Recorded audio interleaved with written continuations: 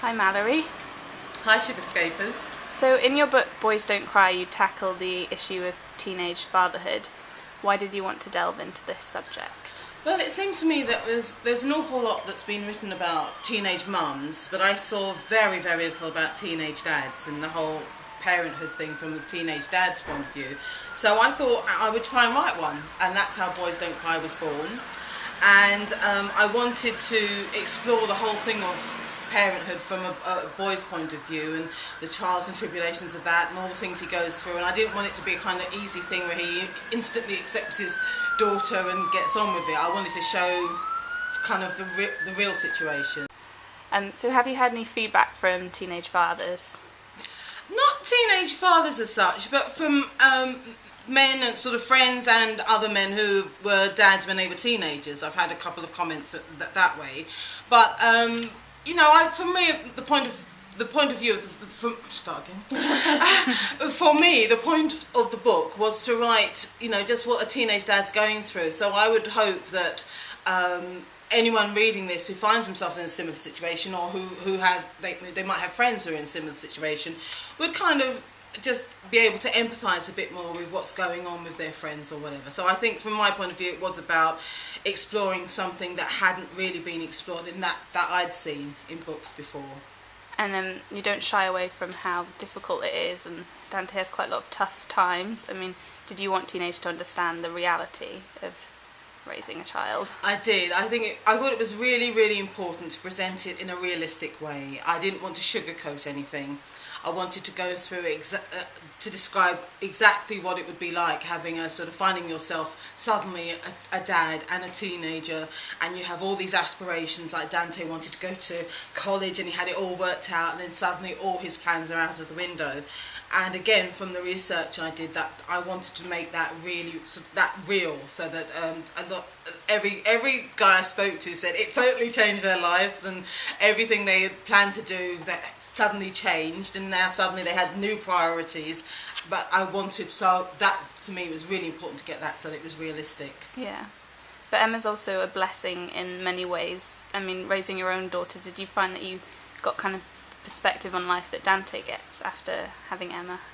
Oh, definitely. I think, but from my point of view, I was in my 30s when I had my daughter, but what I didn't anticipate was how much hard work it would be, and I really, really wanted a kid, and so, you know, from my point of view, we were definitely ready for a child, and we were prepared, and we both had really good jobs and so on, so, and it was still bloody hard work. So it was like, from a teenage point of view, just writing that, and then suddenly you are a teenager and you've got all this kind of commitment on top of your shoulders. I really wanted to kind of delve into that and talk about how Dante manages to cope or not with, but as you said, I mean, having a child I think is a blessing, and I wanted Dante to come to realise that, okay, he's lost a few things, but he's actually gained an awful lot as well, because he has embraced the fact that he is a father, and the fact that because of Emma, it actually brings the rest of the family closer together as well. And so for me it was very important to kind of present that view, that side of things as well.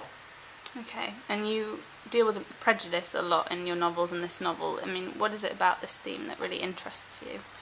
Well, I think from Dante's point of view, it's the prejudice against teenage dads, where it's automatically assumed that they're no good and they're worthless, and most of the time they're expected to do a runner anyway.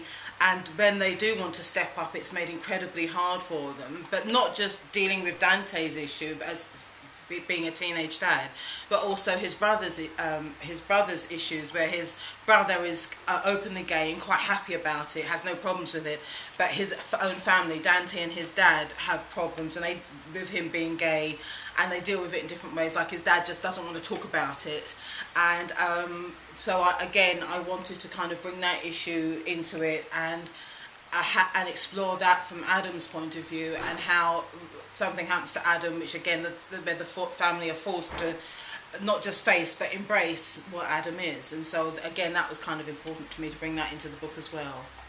Yeah, because at one point Dante kind of says, oh, I didn't realise homophobia was still an issue, you know, it's as if they don't realise that it's still a problem. Yeah. So do you think just opening up and writing books from different perspectives is the key to solving these issues? I don't know about solving it. I certainly don't pretend in any Tackling. of my books. Yeah, tackling. Yeah.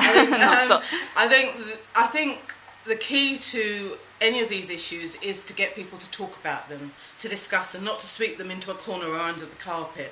And so I don't pretend to have the answers to anything. I sure as hell don't.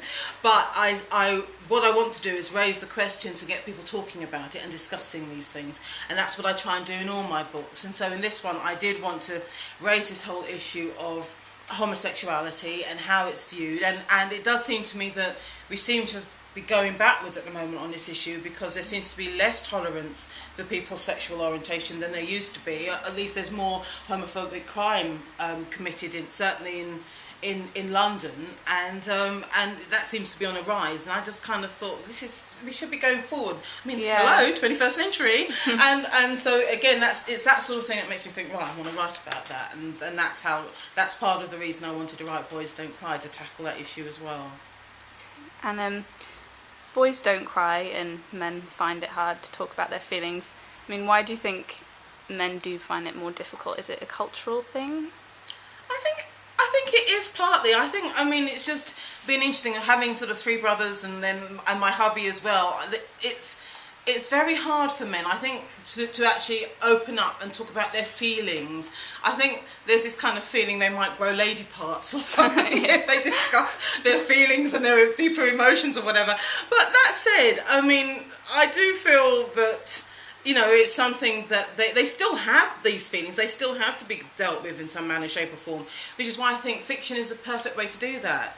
Because it does give boys a sort of emotional vocabulary. It gives them a chance to not just sympathise but empathise with other characters who may or may not be in their situation. But if they're not, it does give them a way of looking, sort of almost like a window into someone else's life, so they can kind of empathise with that. So I do feel it is a good way to explore these issues, and it's a safe way, because you can do it within the privacy of your own home and your own head, if you like, because you're reading the book and it's just you and the characters in the book.